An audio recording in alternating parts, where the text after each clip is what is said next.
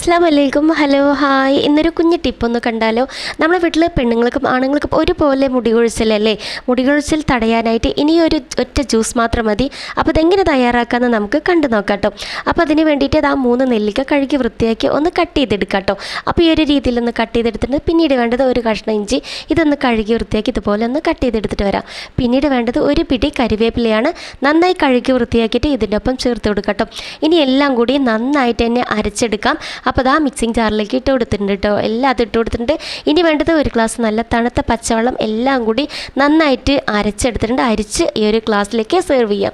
അങ്ങനെ നമ്മളെ ജ്യൂസ് ഇവിടെ റെഡി ആയിട്ടുണ്ട്. ഈ ഒരു പുളിപ്പോട് കൂടി കുടിക്കാൻ ആർക്കും തന്നെ ഇഷ്ടപ്പെടില്ല.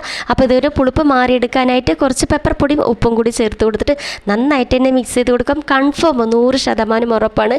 നിങ്ങൾക്ക് മുടി കൊഴിച്ചിൽ ഒരൊറ്റ മാസം കൊണ്ട് മാറാൻ ഈ ഒരൊറ്റ ജ്യൂസ് മാത്രം മതി.